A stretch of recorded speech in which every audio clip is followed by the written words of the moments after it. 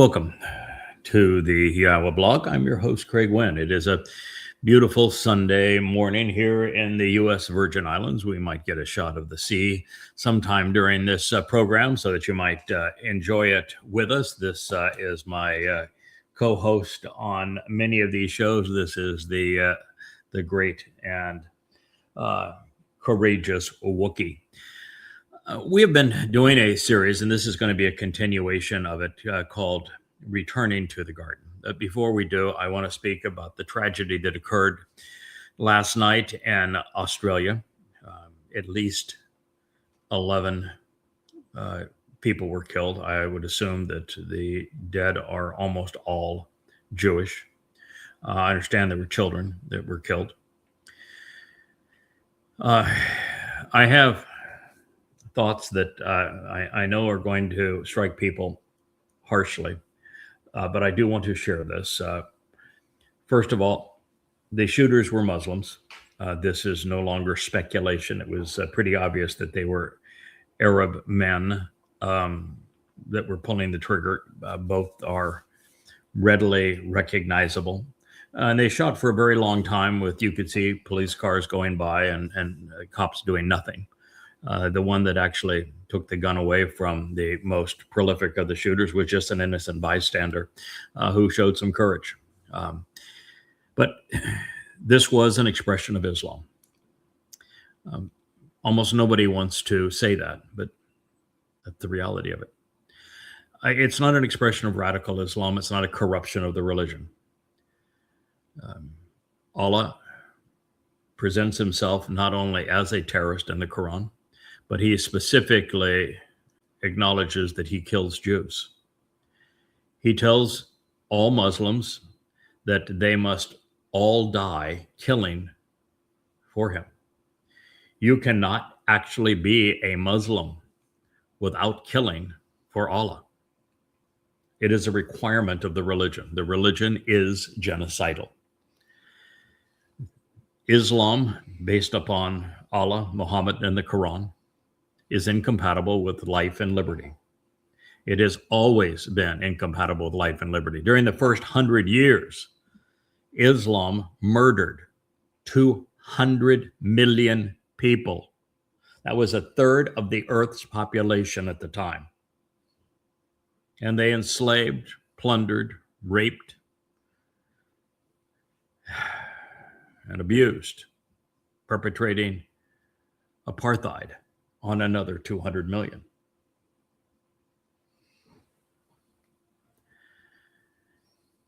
If you don't understand how horrendous Allah is, or that Muhammad was the worst man who ever lived, he was a pedophile. Born in the year of the elephant, as the Quran seems to suggest, he would have been 66 years old when he started having sex with a 6-year-old girl. He was a pedophile. He was a rapist. And it wasn't just your average rapist. He was a public rapist, a committed serial rapist. He was the kind of rapist that would go off and have you, a woman, watch. He and his goons murder a woman's children, murder her husband, murder her father, torture her father, and then rape the woman.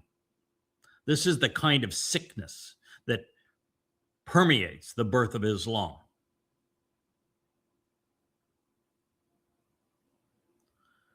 He was a mass murderer. He was a slave trader. He was a ruthless terrorist. These are not my opinions. These are irrefutable facts. Should you not understand Islam as I do, this happens to be one of 5 volumes. They're 825 pages apiece that prove that Islam is incompatible with life and liberty. Prove it. I go through the entire Quran with 5 translations of the Quran, including my own. And I reorder the Quran chronologically. I set it into the context of Muhammad's life using the most credible and earliest hadith collections. which came from exactly the same people in the same way as did the Quran, so that the Quran could be understood as never before. This series of books, all free at YadaYah.com, Goddamn Religion, prove emphatically that so long as Islam exists, there will be grave threats to life and to liberty. What happened in Sydney, Australia was a direct result of the world tolerating Islam. It must be quarantined for people to survive it. The other thing I want to say is that, well, I will do the opposite of the rabbi who was killed on last night as the Australian Jews were celebrating Hanukkah. He died for his religion, not for his people or for his God. I will do the opposite. I will give my life for the Jewish people, Yehudim as they will become, and for Yahuwah to expunge the curse of religion, particularly Judaism.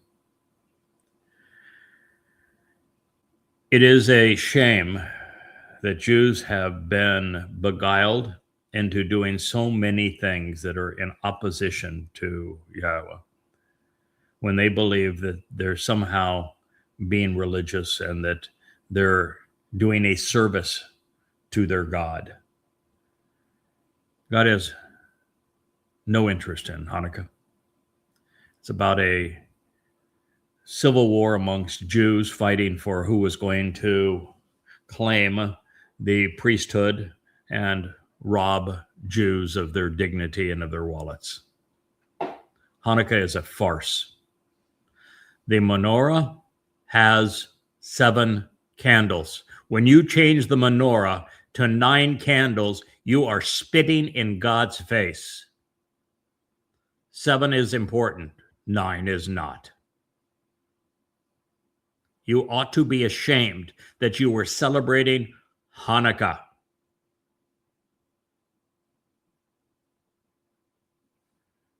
Seriously. And you'll celebrate it and you'll speak of an Adonai. There's no Adonai that has any interest in you. The Lord is Satan, according to God. And you will mention a Hashem. There's no Hashem. It's Yahweh. Your religious rabbis have erased his name, also they could replace him.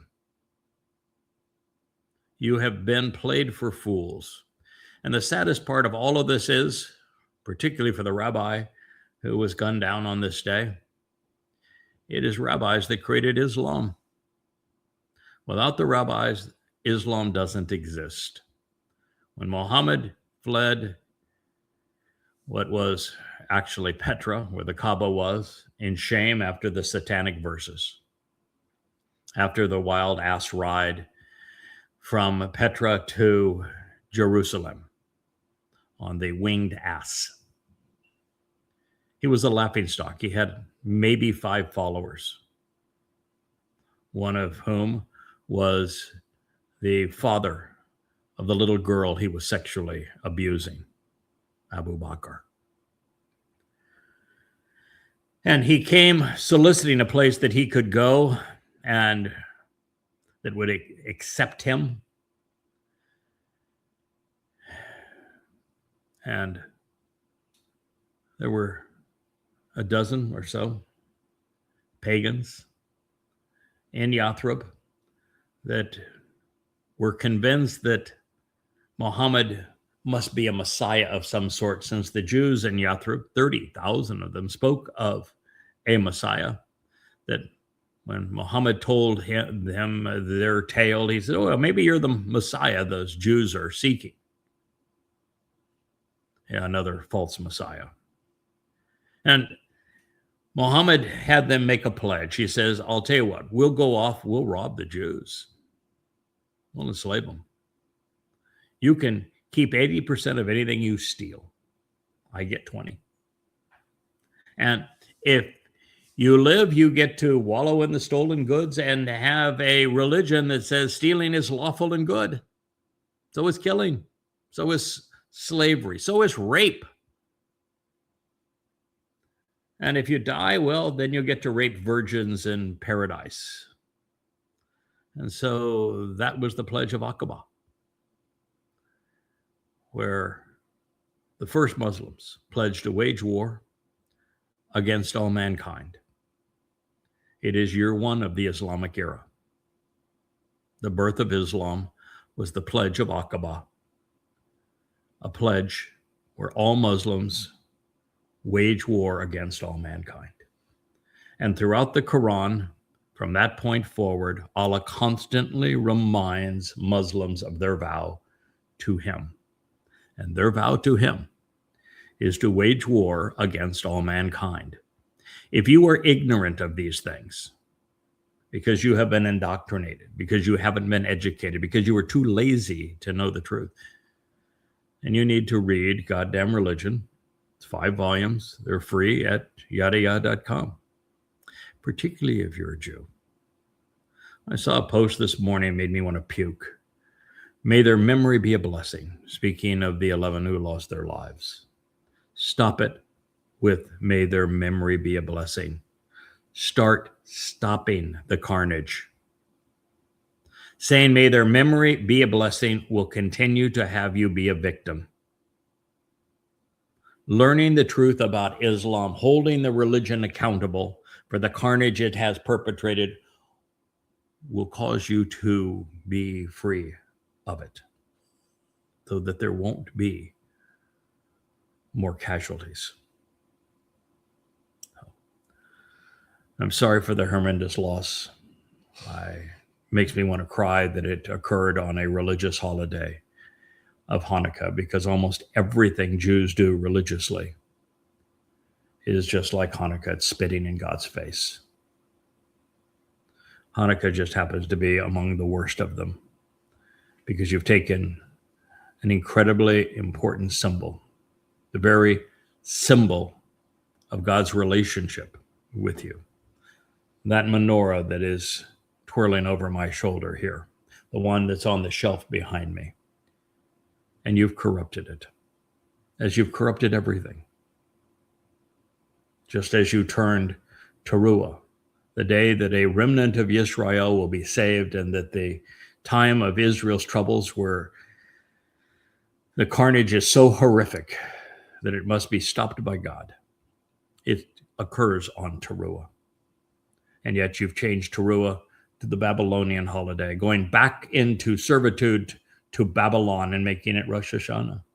You've corrupted Yom Kippurim so that it's no longer a day of reconciliations. It's a day of afflicting your souls, or afflicting chickens, if that's easier. What's wrong with you? You think that Sukkah means to build a stupid hut and have 4 species that you hold up as if you're doing something that is godly and religious. Well, it is religious. It's just not godly. You're being played for fools. Sukkah is about returning to the garden. And you're not prepared. And all of you who are religious aren't going to be invited back.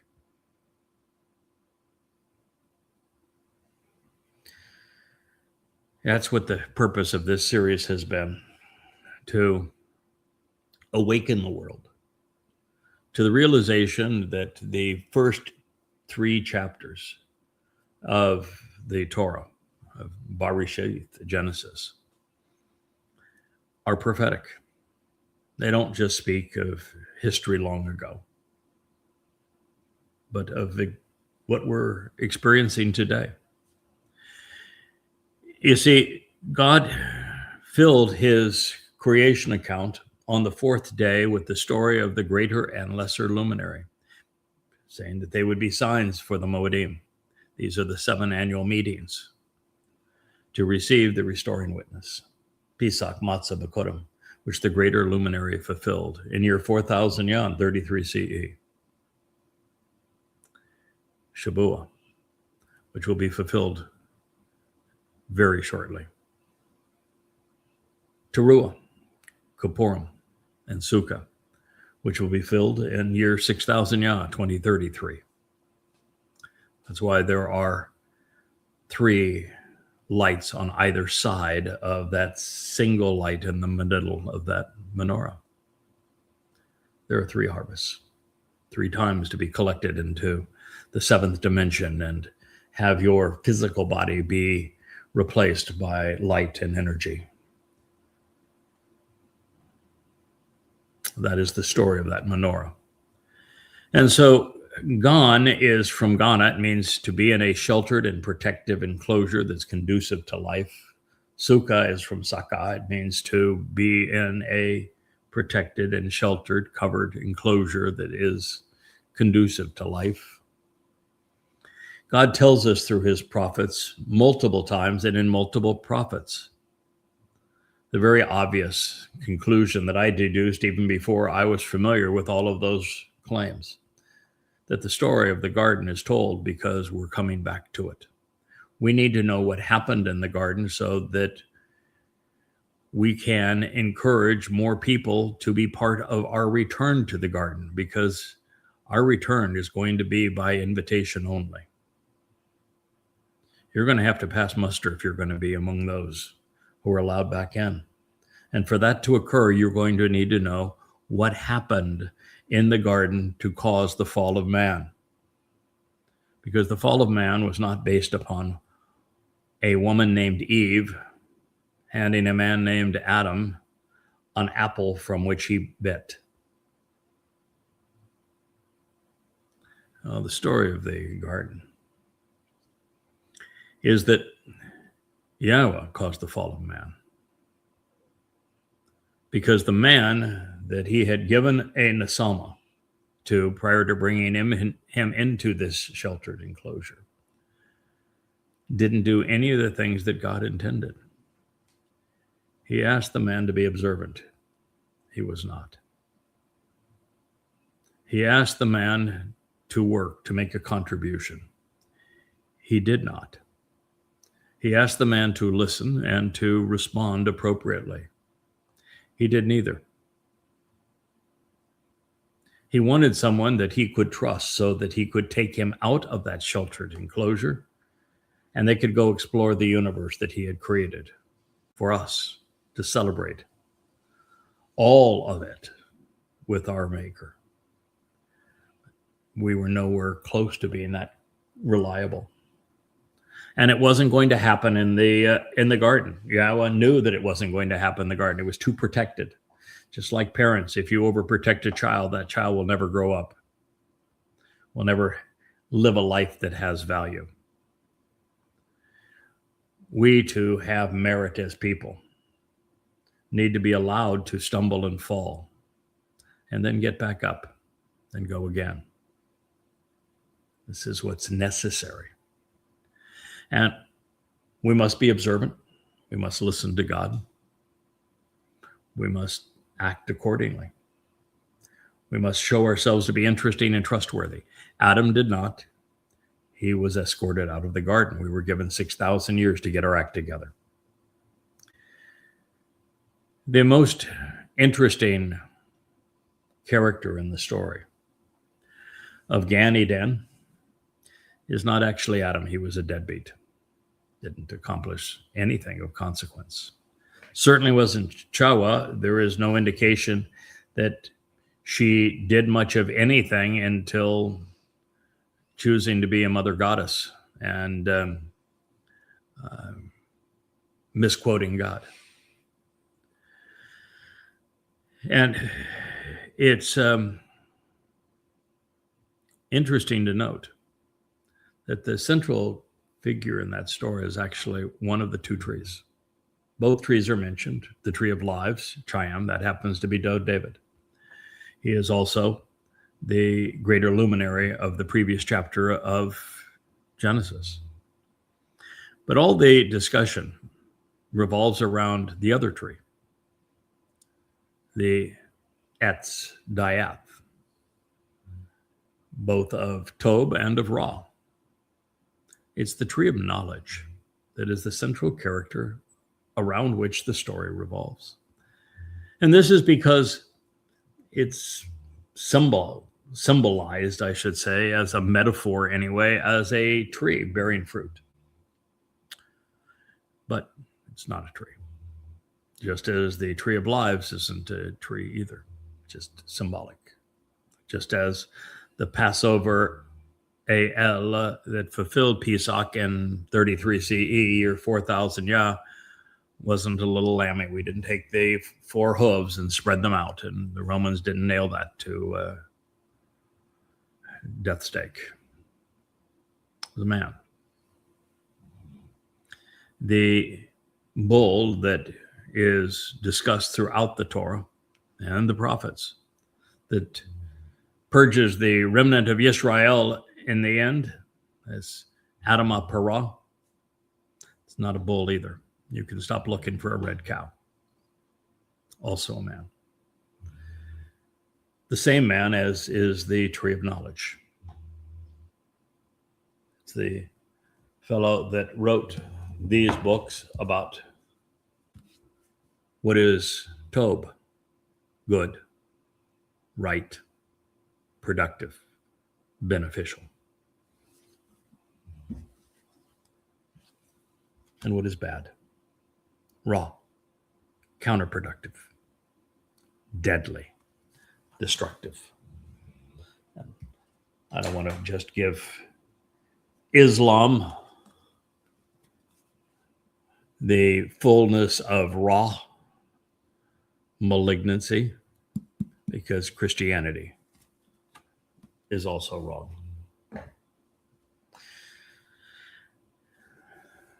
And so this tree of knowledge that was in the center of the garden,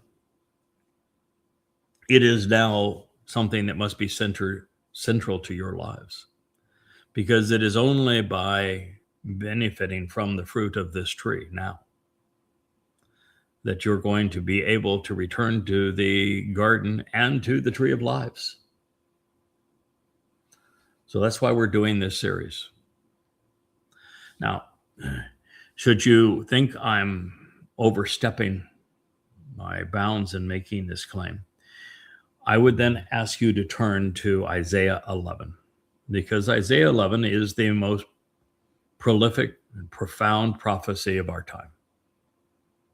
You know, we have Jews and Christians both looking for a Messiah to return. And yet there really is no prophecy about a returning Messiah.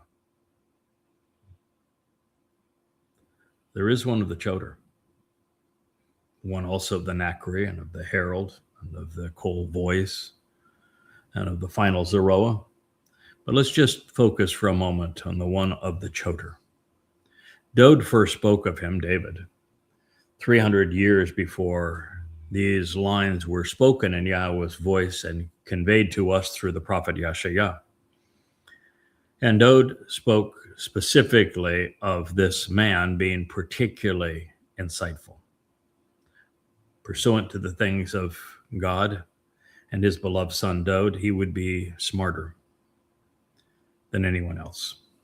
He would know more, understand more in this regard. Yeshayah also devoted an entire chapter, just as the entire 14th Mashal is devoted to the Choder, so is the entire 11th chapter of Isaiah. And in this presentation, we are told that this Choder is the tree of knowledge, that they are one and the same.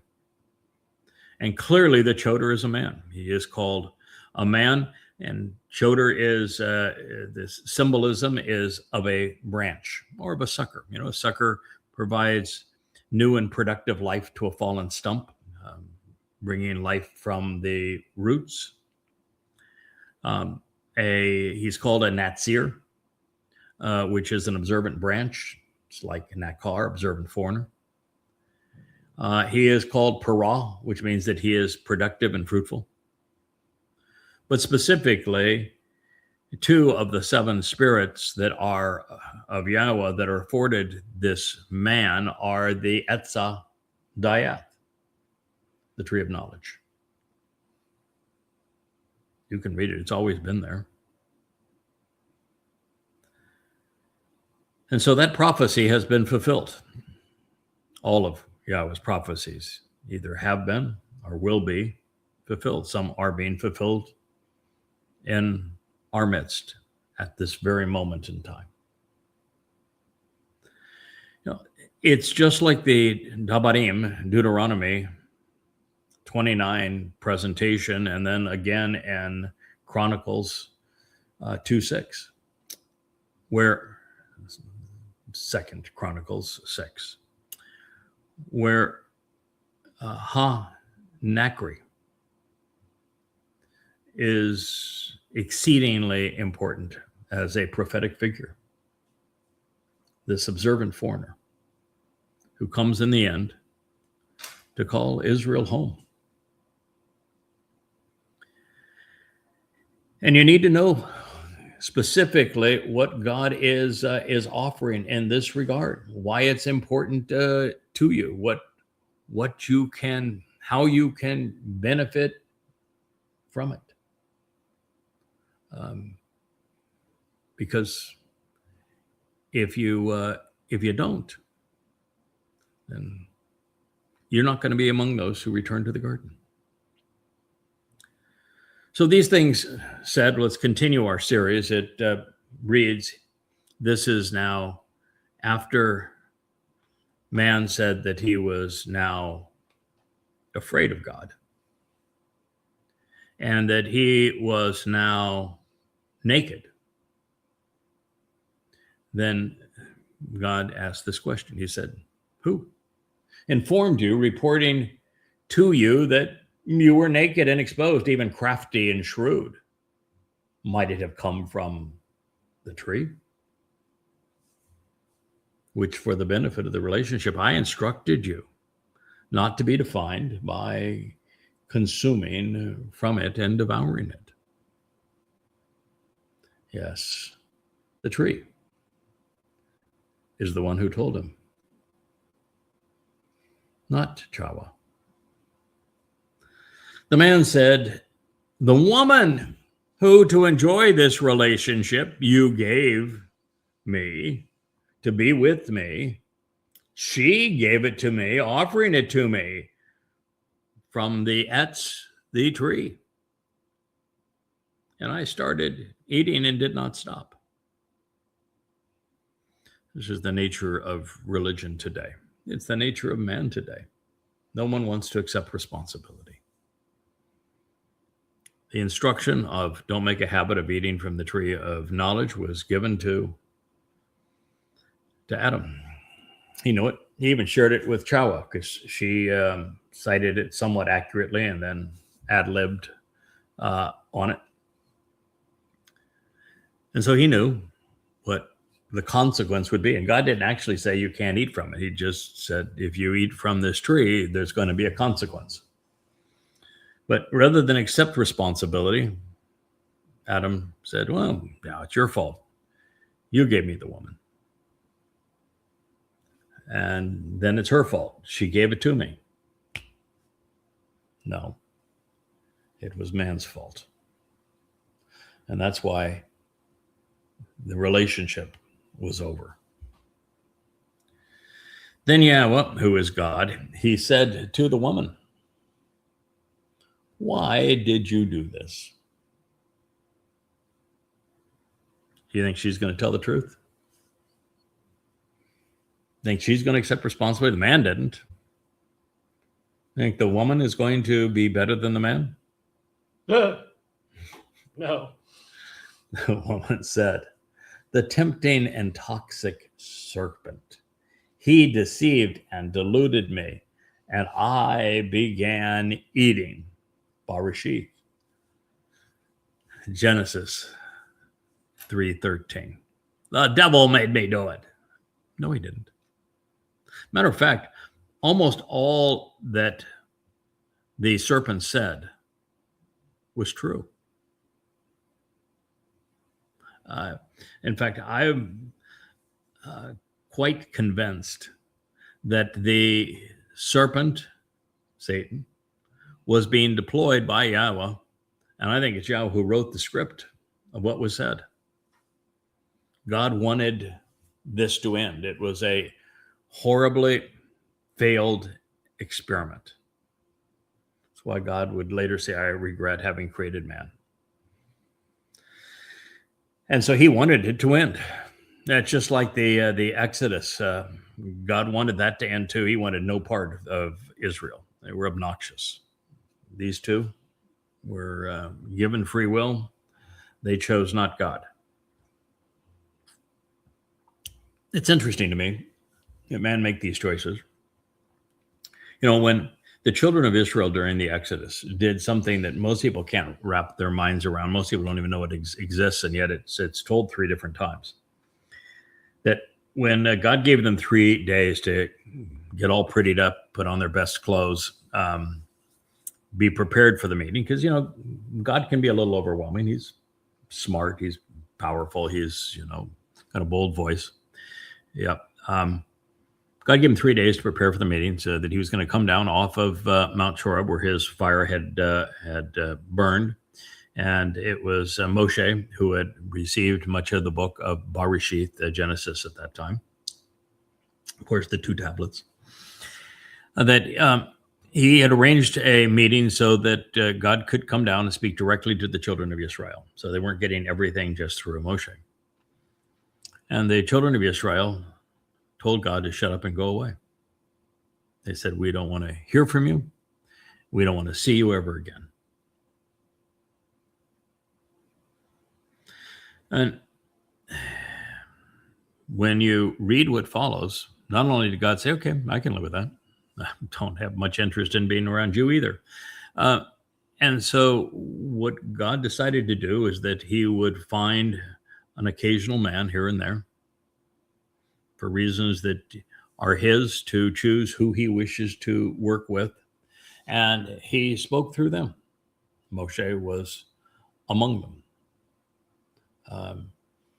You know, we have extraordinary individuals. Shamuel was one of them. Dode was the greatest of them. But, you know, you also have Yashaya, Yirmiah, Zachariah, Yoel, Malachi, as extraordinary men who spoke for God. Hosea was another. And in this case, what God realized is that man was irresponsible. You know, we live on a planet that is a larger version of the garden. It's protected by its magnetic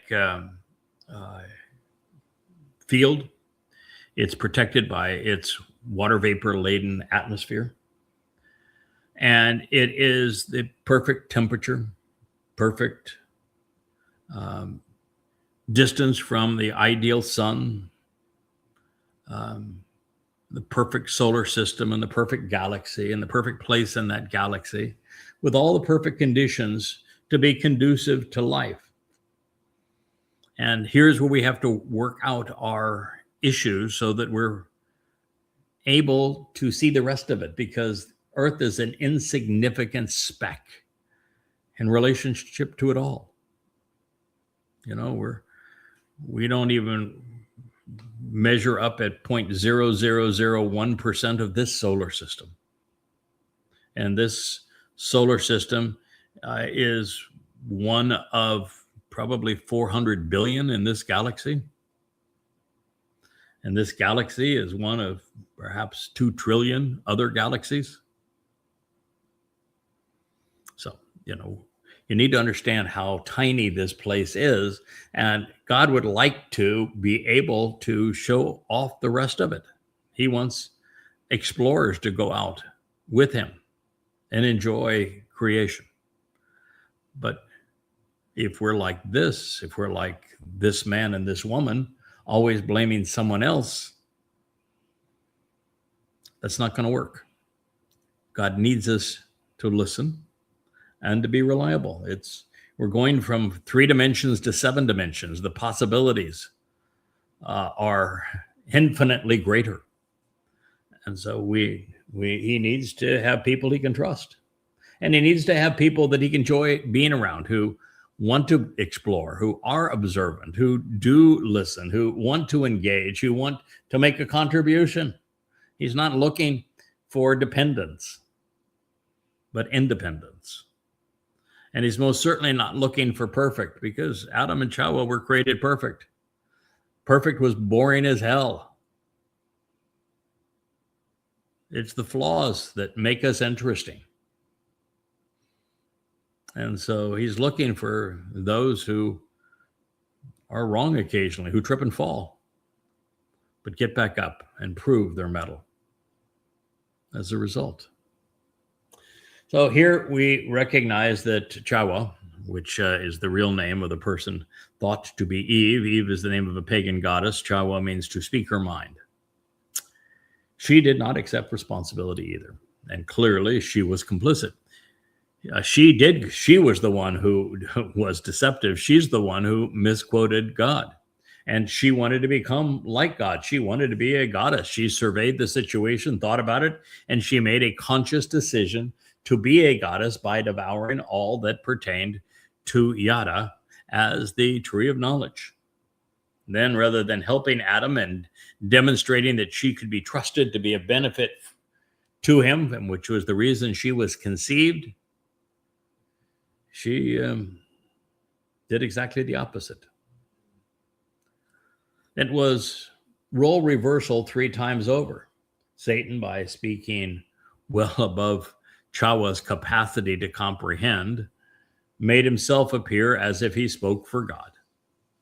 Adam, rather than listening to Yahweh and engaging accordingly, was motivated by the woman. It's just as Jews would prefer to listen to rabbis than God.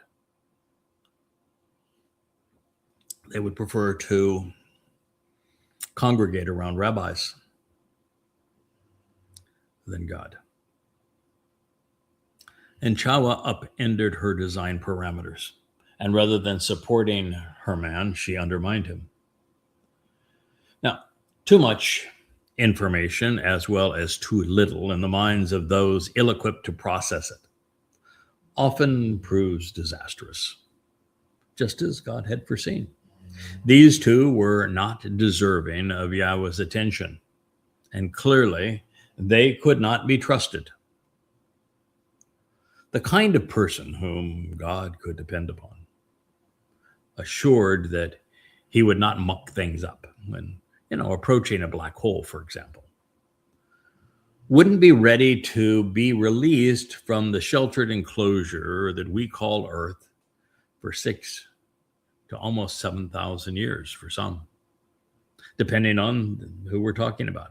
In fact, the human experiment that of an upright animal with a nasama, with a conscience, which is what made Adam different than the other humans outside of the garden, with hands to make things of value and vocal cords to discuss them, left to use them apart from God's constant supervision, fell on his own accord within the day designated as the first millennium.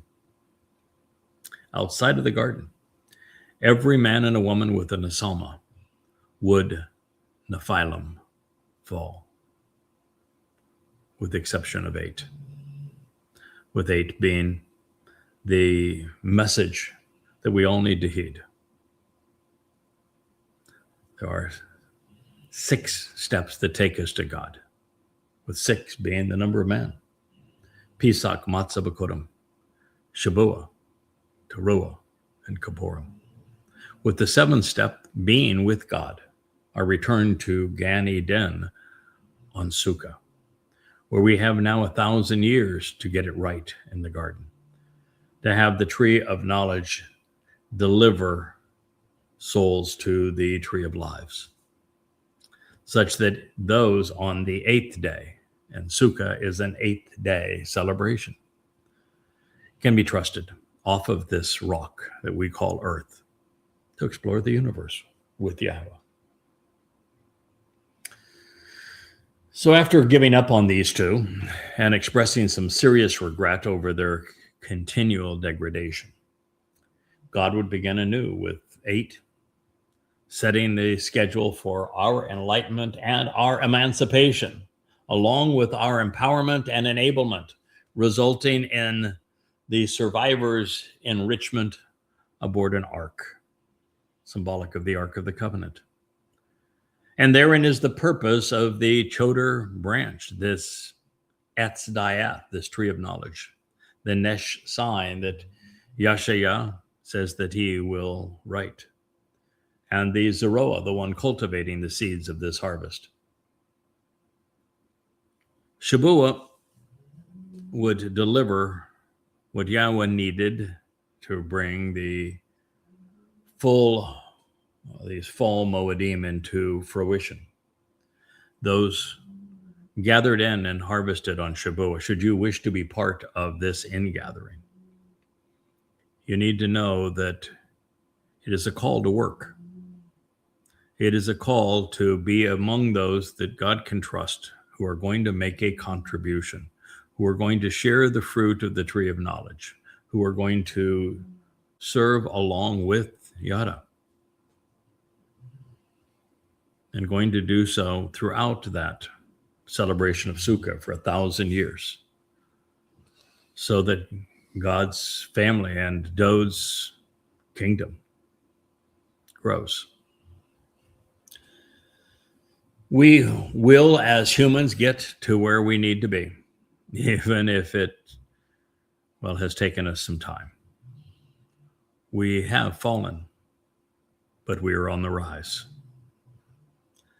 The restoration of a man worthy to be a companion of God has occurred with Dod and has occurred with others along the way, even though Dod is the ultimate exemplar. And even as the process plays out in stages with hallmark moments denoted along the way, the stage was set with the garden and this narrative. A defining episode occurred, of course, when Noach listened and then did as God had asked, showing that progress was possible. There was a way out of this meth. When Abraham listened to Yahweh and walked away from Babel, the confusion of man, Yahweh laid out a path that we could all follow, called the covenant. With Moshe, God fleshed it out. He etched the process that he described in his narration with Abraham in stone, detailing just how we would get from where we had fallen to where we would rise. Then, right in the middle of our journey out of and back into the garden, 3 millennia into the timeline with 3,000 years remaining, Dod, as the tree of lives, was repositioned in the center of God's story. He became the exemplar of the man Yahweh sought. He wasn't perfect, which is what made him perfect. But as it turns out, perfect wasn't what God was seeking. He was exceptionally smart for a man and uncommonly articulate, but he made mistakes. And yet God could work with that because Dod was willing to learn and always remained loyal, continuing to get back up and move ahead after he had fallen. Better for the experience. Dod became the first to surmise Yahweh's plan for the rise of man. And he properly discerned what God had already penciled in for his role in his story. You know, if you're one of the players in God's story, it becomes evident to you. I read where God had spoken of what Dod was going to achieve. I understood his role. I've read where God has spoken of what he wants me to achieve. I've accepted my role. And it's obvious to those of us who have been called to these positions, and it should be obvious to everyone else, because when you read through these designations, there's no one else who fits. I mean, look at Devarim 18. It's one of those statements that people have been puzzled over for years as to who was Moshe speaking of that would be like him, a prophet, a player in God's story, a great liberator, a man to lead his people. Who was he speaking of? Well, it was Dod. And who was being addressed as the greater luminary? It was Dod. Who is the tree of lives? It's Dod. When God tells us of the importance of the Passover lamb and the ability to open the door of life, it's Dod, David, all the way through. When God speaks of having a son and of him being a father, it's Dod. When God names his people Yahud, it's God's name, Yahweh, and Dod's name combined, Yahud. When God says, I'm anointing a leader, the Messiah is Dod. When God says, I'm returning with the king, and his throne will be forevermore, as brilliant as the sun, and he will be Elyon, the influence of God in my presence and yours. He names that individual. It's Dod. So we know that God penciled Dod into the story, but he penciled in Dod's accomplice, the man who would serve with him, the lesser luminary to the greater luminary, the tree of knowledge to the tree of lives, the my Dod to the El Dod, the herald to the king. And foreseeing the results and understanding what God was trying to achieve, Dod, he manned up. He would fulfill the spring Miqra'ey, realizing that by doing so, he would enable the launch pad from which men and women would ultimately be blasted into the cosmos. Dod listened to Yahweh and responded accordingly. Dod studied Yahweh's testimony and came to understand it. And then he shared it prolifically. And that was the formula that he presented. It's listen, think, respond. Listen, think, respond. With Dod, it wasn't just a cerebral exercise, however. He, more than anyone in God's story, he built and led the nation. He established the capital city. He wrote its anthem. He defended his people. And then he became their principal enabler. Dod was the kind of man that Yahweh found interesting and trustworthy for reasons we're just beginning to understand and appreciate. Remarkably, the fact that the Son of God wasn't perfect is what made him so much more interesting to God.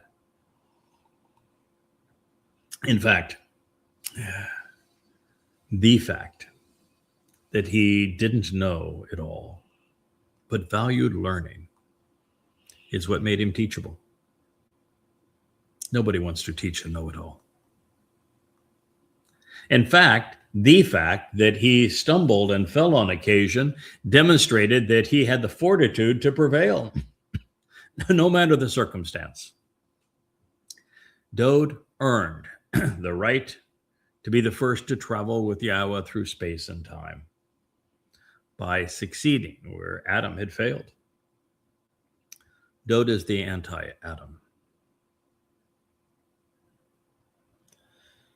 Through Dod, which means the beloved, by getting to know him and learning from him, by being healed by him, we can be next in line, and thereby This explains the purpose of the tree of knowledge. I'm here to prepare you, equipping you to be released from this planet such that you too can explore the universe and live forever as God's constant and beloved companion, just like Dode.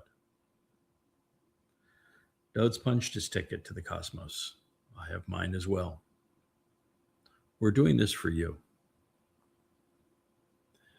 We don't gain anything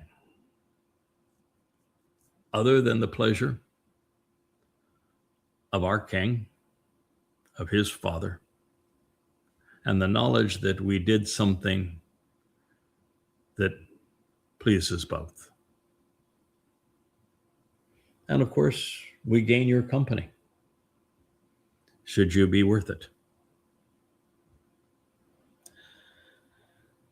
Back then, even now, the issue at hand was the fragility of human relationships.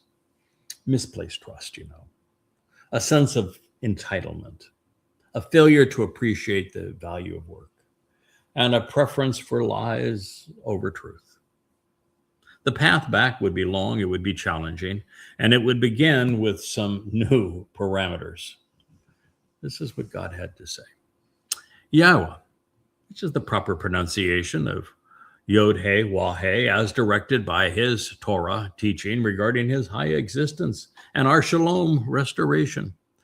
As God, he said with ongoing consequences to the Nakash, the spellbinding serpent, this cold-blooded reptile, this tempting and toxic creature. As a consequence, you having acted this way, Ashah, Zoth, of you having done this, of you having engaged in this manner, accursed are you, such that you will invoke and become the embodiment of embittered debasement and injury. Harmful are you, as you are the personification of misfortune, of affliction, and even retribution. Call, passive, participle, masculine, singular. More than any other beast, more than any other form of life of the open environs.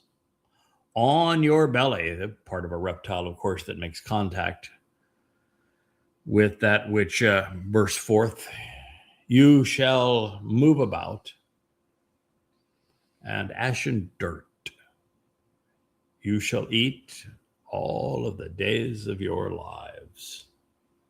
3:14. Interesting insights here. Chaim, he's been given more than one life. It's because actually you can't kill a spiritual being. He's going to devour ash and dirt. And oh boy, are we going to find the role that ash and dirt, one or the other, plays in this enduring story. And I will take you there. On your belly says that Hasatan, as a leader among the Malak, he was a Karub, that he's had his not comeuppance, but come downance. He's a serpentine fellow now. He doesn't have the acumen that he once did. Now, for there to be justice, of course, there must be recompense and consequence. For a judge to be moral, he would hold those who deceive and destroy accountable. While he was programmed to do so, Satan nevertheless used minor misrepresentations and errant citation, a straw man argument, and the guise of intellectual superiority to push Chawa's buttons, giving her the justification she sought to write herself into the story as a goddess by co-opting the knowledge of the tree she coveted. It destroyed her relationship with Adam. It robbed them of their home, and it garnered a rebuke from God. Satan's sentence, however, was not death. Is because spirits, unlike souls, are immortal. Even God cannot kill them. And that's why the misfortune the adversary brought upon himself, this retribution, will be eternal anguish. Satan will be incarcerated during the fulfillment of Chag Sukkah, that will occur actually on Teruah, in year 6,000 Yah. And he will remain in Sheol forever. He is a tool that will have outlived its usefulness. And he will be tossed away to make room for more refined implements and to improve the workshop where we will have this opportunity to learn the value and teach the value of making a contribution as the earth returns to the conditions of Eden. So made especially for Hasatan, the adversary, and his colleagues, the penitentiary of Sheol is indistinguishable from a black hole. It is a lightless place of emotional anguish, separated from God. It is essentially a single dimension existing throughout time. The pressures are so intense, the minute particles which comprise matter are consumed. Ultimately, nothing escapes, and only time survives. No fires, by the way, and no tortures, but no escape either. And only those who are overtly involved in misleading others and harming others pursuant to God or abusing God's people earn a trip to Sheol. If you are religious because you have been deceived, if you are political because you have been deceived, you're not going to go to Sheol. You don't know God, God doesn't know you, you're not going to Sheol. Your soul will just simply cease to exist upon your death. And if you accept the terms and conditions of the covenant, you avail yourself of what Father and Son have achieved through Pesach, Matzah, and Bikurim. You read these books that I have shared with you, this Tree of Knowledge, then you can be among those who spend an eternity in Shamayim, in heaven. So there are three ways to interpret God's message to the adversary, and I want you to know them. The simplest would have been understood by the first people to have heard the story. Satan's approach inflicted pain and suffering, and he was held accountable.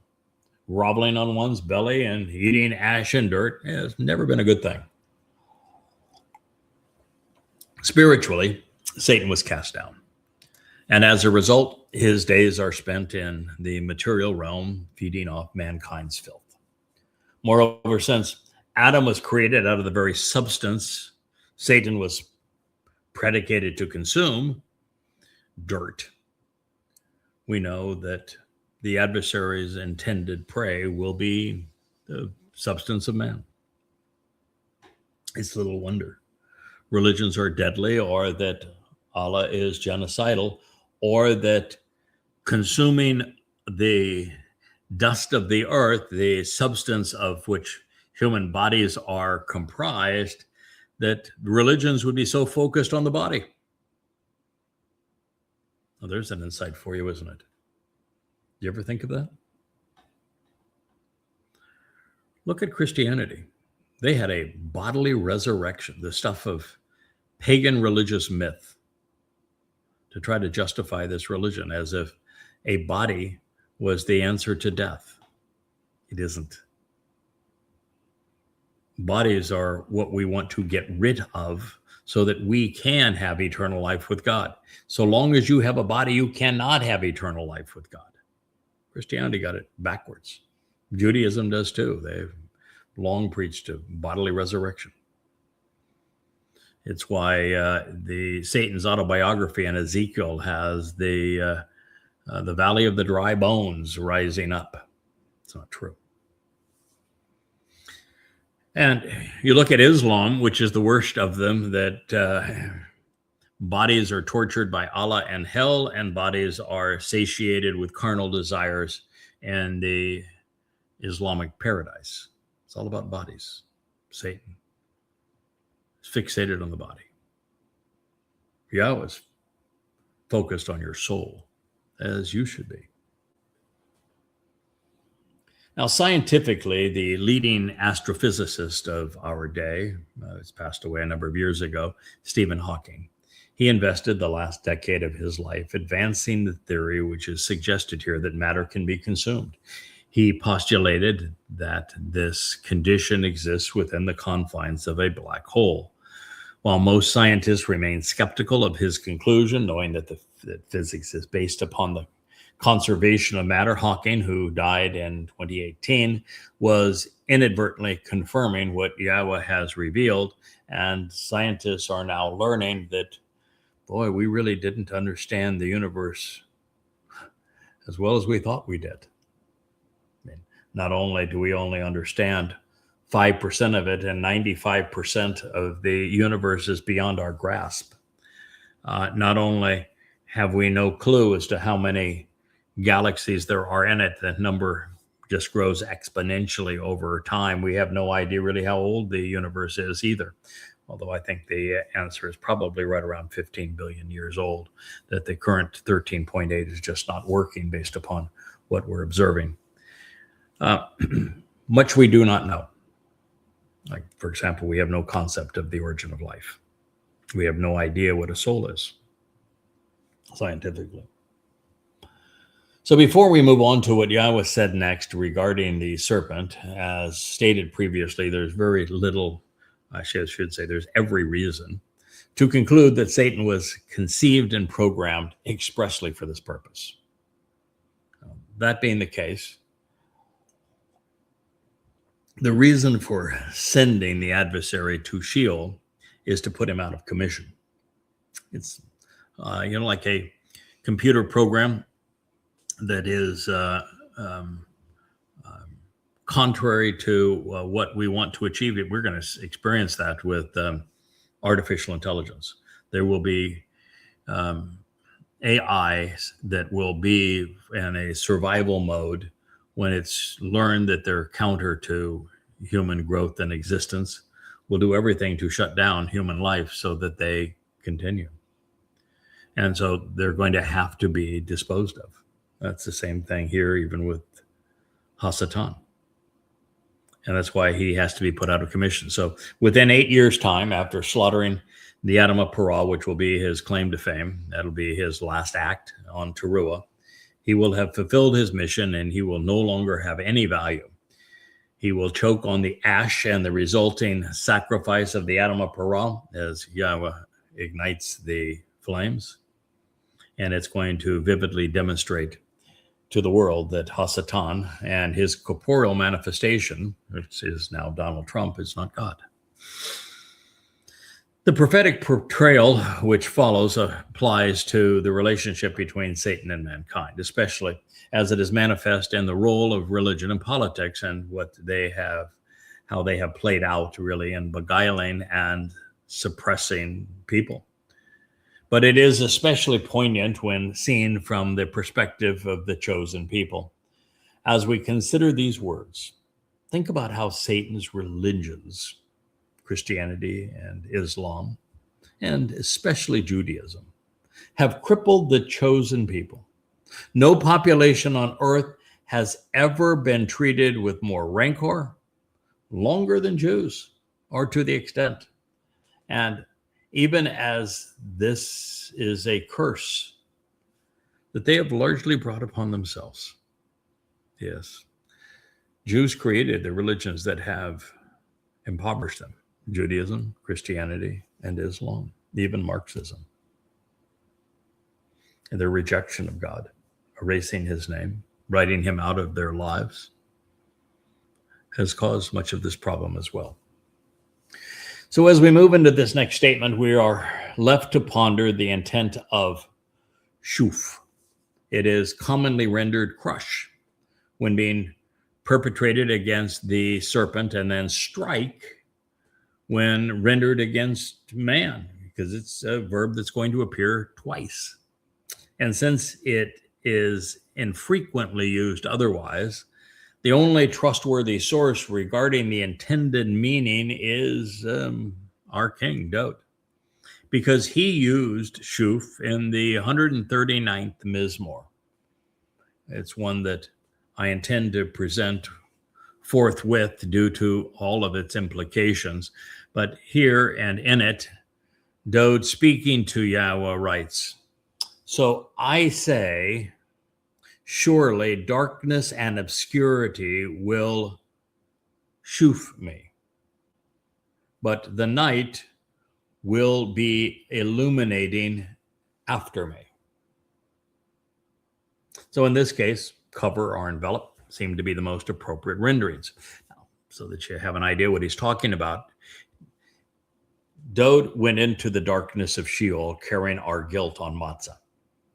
And after he fulfilled Pesach and Matzah in 33 CE, even though he had many, many prophecies explaining what he would do, he was cast into obscurity because the religious founders of Judaism, Christianity, and Islam wrote Dode out of God's plan so that they could establish new individuals, Muhammad, Akiba, and the myth of Jesus Christ perpetrated by Paul.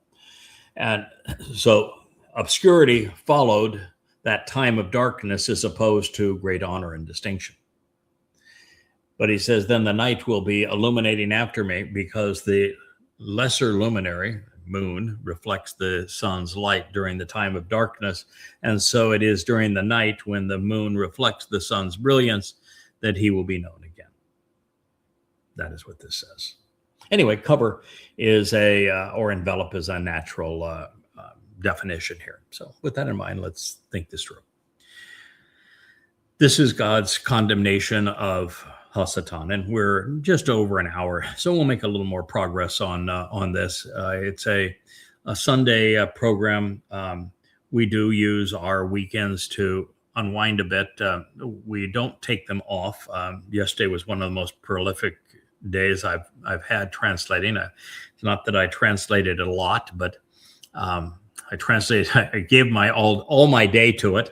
14 hours of it, but it's in YAHOWAH 17, which is really the bulwark right now of our credibility. It's the place where the conclusions regarding the timing of the upcoming harvest are deduced, and as well as the role going forward as the Adamah Parah, after fulfilling the role of the Zeroah, and this realization that the prophet spoke of a terrorist state being carved out of Israel in the near future, and then that leading to a time of trouble, and that the beginning and the end being the Shabu and the true harvest. I spent all day on 4 or 5 passages of Isaiah 17 because the terminology is so cerebral and so insightful and so different than what people have perceived that you really have to get yourself in an entirely different mindset, totally clear mind, to be able to render it accurately. And so we do spend our Shabbat and the first day of the week that way, relaxing by actually contributing through the process of translations and insights, and Leah does her best branding works on these days. We have, since we've had the YAHOWAH blog, we do a blog here, and now you're listening to it on a Sunday. We'll have a celebratory lunch on the beach with friends, kind of part of our routine, because you need to clear your head a little bit now and again.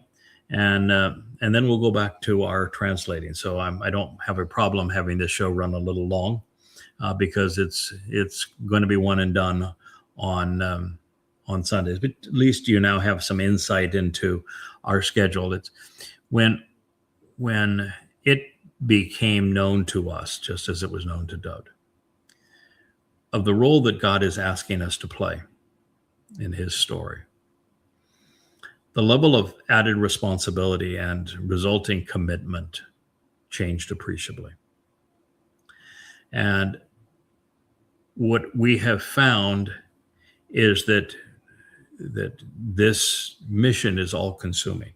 It is all giving. It is all-consuming. It is the entirety of our lives, as much of our lives as we can give as humans. We as humans, we can work 12 hours a day, sometimes a little more. But if we do it day in and day out over and over again, we wear down, particularly with age. We need time to regenerate. And so we're a little more methodical now, making sure that we're here throughout this process. And that has been one of the reasons we've had some routine put into our lives, and why we're so grateful, particularly for individuals like Rich, who's over here to my right, producing this show. He does it in such a way that I can walk into the studio and just begin. Everything else is set up and ready to go, and it's professionally done, and it's distributed beautifully to all of our various multimedia sites. I think there's some 12 of them now. And then I know that we have Kevin working behind the scenes. He's on the forefront on the Family Hour and on the vlog on the blog. But it's the kind of commitment that individuals like that make, and so many more of you that are so active in making this all possible, that we're able to get it done. So long story short there, and an interruption, but I think you need to know, because if you're listening to this and acting upon it, we're going to spend our eternity together. Kind of helpful to know who you'll be around, right? Forever's a long time, baby. It is a long time. So you might as well like the people. It's, one of the great thrills too of you heard Rich's voice there, and getting to know Kevin as well, is that knowing that God now has set us apart to work together for at least the next 1,000 years, and knowing God and his temperament and proclivities is probably forever.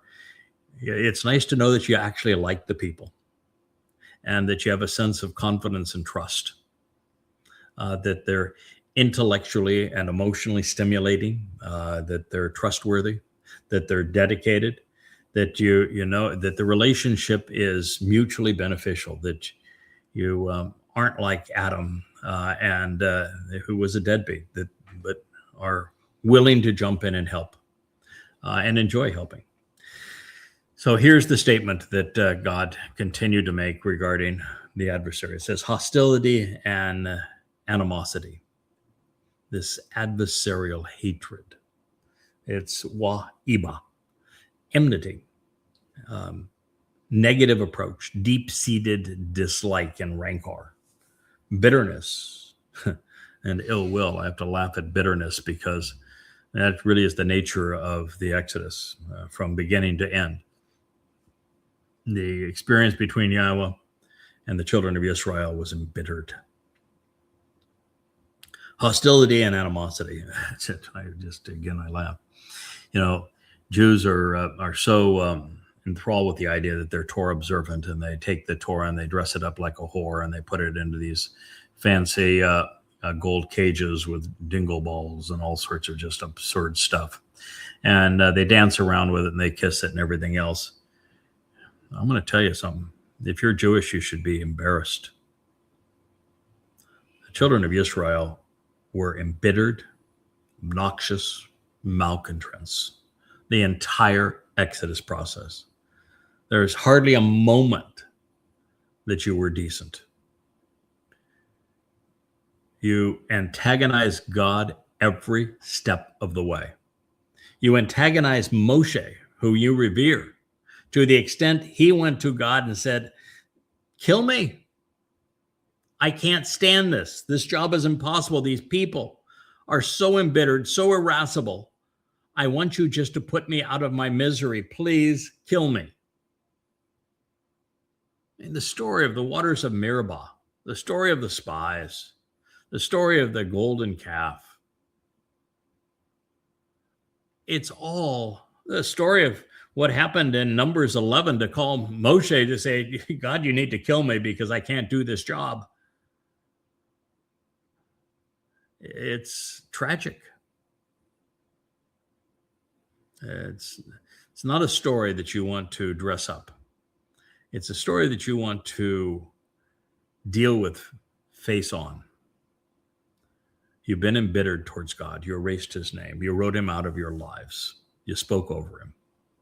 Hostility and animosity and adversarial hatred I will constitute and establish between you and between the woman and between that which you sow and her offspring. He himself will repeatedly cover and conceal. This is shuf. It's hushuf. You, first and foremost. And you yourself will emphatically strike and continually bite and pierce, enveloping wa'ata shuf, him as a treacherous foe and a deceiver, doing so by the heel and impeding his footsteps and his stance. Huakab. Barishith, beginning, Genesis 3:15. There's a lot to unpack here, isn't there? So we begin with the fact that the most antagonistic people towards God are the religious. They're the ones that God hates most of all because they have spoken over him. They have created false gods. They have misrepresented him. I mean, can you imagine anything worse than Christianity? God's beloved son, Dod, fulfills Pesach, Matzah, Makodim, opening the door to life, perfecting us, adopting us into his family. And God goes through all the trouble to acknowledge this and all the prophecies therein. And you have the most popular religion in human history that robs God's beloved son, the Messiah, of all of this and gives it to a myth. And the religion is conceived by a man who says that the Torah is wrong, that God couldn't save anyone. Therefore, but I, Paul, say. And it's so pathetic. It's your God, you want to scratch out your eyes at the New Testament. And all those idiots out there that think that Jesus is king, that Jesus is God. Can you imagine what the real God thinks when men conceive a religion that is that popular, where God is not only a man, which is impossible, but that men can kill God. And the symbol of that religion is torturing God. Pathetic. Or of Islam, where the God, Allah, spends all of his time in hell torturing people, and his greatest enemies are the very people that God chose, Jews, where everything is upended and upside down. And in Judaism, where they began with Rabbi Akiva's Bar Kokhba, the false Messiah, that led to the diaspora. The diaspora led to the Holocaust. And that Jews still follow a religion that was founded by a man who betrayed them, who lied to them, who caused the land to be renamed Palestina. You can't be any more adverse to God. Religion's all that erase God's name. And so this animosity is constituted between Hasatan and between the woman and between that which is you sow. That would be what Hasatan propagates, and her offspring, humanity. And it says that he himself will repeatedly cover and conceal you. So this is man who is going to cover and conceal you first and foremost. He himself will press downward upon and bruise, battering and crushing. But this is really the nature of religion too. Because truth be known, Hasatan is the god of religion. When you have a Lord God, it is Satan.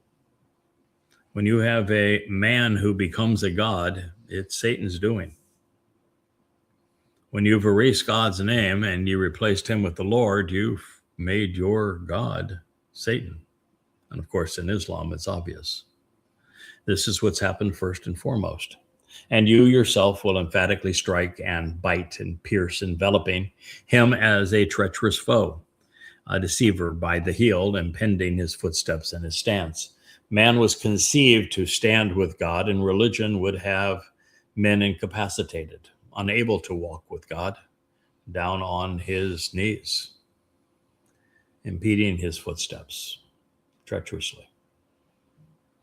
Now, having done something no one has attempted previously or done it as systematically, I have repudiated the ungods and the false prophets, both of the New Testament, of the Talmud and the Quran.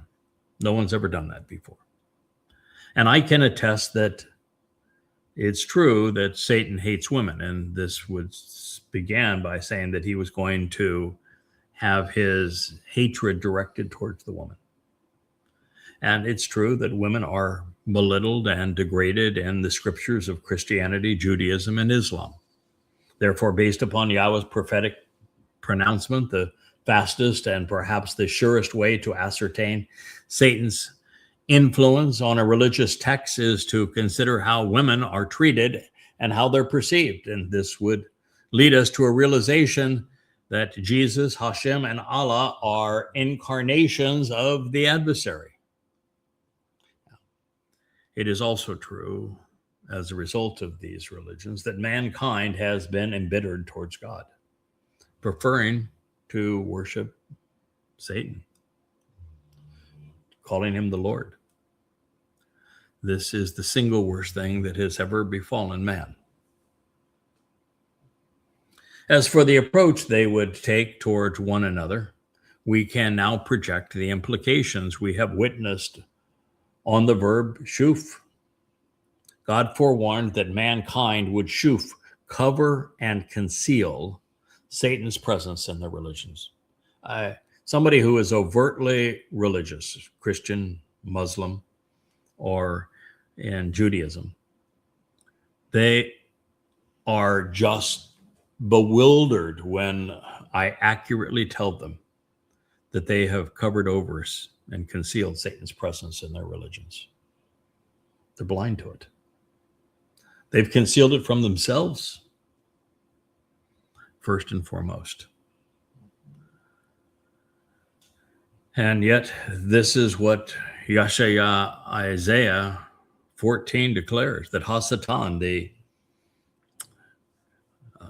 Hillel ben Shakar is his name, that he will emerge from the commingled intermixing of truth and lies that is represented by Babel, of course, in the Bible, to rise above the Most High, to present himself as if he were God. And he does it through religion. He has elevated himself to the foremost object of worship. That is to say, the devil is the Lord of religion. As for Satan attacking man, I think the answer lies in the unusual juxtaposition of Hu, his or he, before Akeb, as opposed to following it as would be customary in Hebrew. So rather than saying his heel or his foe, the object of the verb is him, with the treachery and deceit following. The same was true with Atah Rosh, with you, as the serpent being the object of the verb, followed by the implications of Rosh first and foremost from the beginning. Therefore, the prophetic message reveals that Satan would strike and continuously pierce, surrounding and battering mankind as a treacherous foe and as a deceiver, impeding, I should say, man's footsteps and his stance, so that he is down on his knees, prostrated in Islam, praying in Christianity. bobbing one's head against a stone wall in Judaism. Therefore, the Zerah, seed of woman, aka mankind, would, more than anything else, conceal their ongoing reliance on Satan's corruptions of God's testimony, resulting in Christianity, of course, Judaism, and Islam. Apparently, its oldest trick, well, the oldest trick in the book, first played out 6,000 years ago, and nothing much has changed. And as a result, Satan remains mankind's most treacherous impediment, particularly when it comes to knowing Yahweh. He stands in the way of that. Satan's reputation as the adversary would be imposed on this occasion by Yahweh, but based upon the religious evidence, it's the one thing that Satan hates most of all. He does not want to be known as Hasatan, the adversary. That's why the religious are so confused when I tell them the God of religion is the adversary, is Satan, because their religious scriptures all have Satan as the adversary. So they say, how can their God speak out against Satan if their God is Satan? And that's one of the greatest insights that I could ever share with you. The adversary, Satan, hates the adversary title.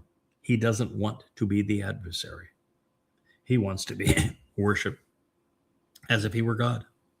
And see, the only way that Satan can be worshiped as if he were God is to denounce the adversary title, Hasatan. And that's why the scriptures of Judaism, of Islam, and of Christianity demean Hasatan, because the God of those religions is Hasatan.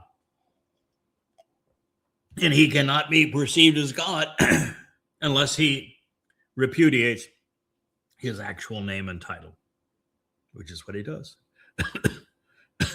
So,